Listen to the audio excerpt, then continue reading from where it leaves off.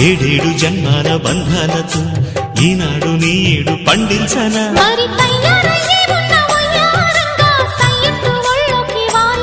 చూసుకొచ్చానమ్మా చూడు ఉత్సాహంగా చిన్నారి వన్నెల్ని ఏలంగా ప్రతిక్షణం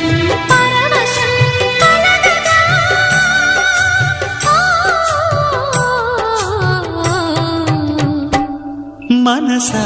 పలకవే మధుమాసపు కోయిలవై చెలివే తెలుపవే చిగురాశల గీతికవై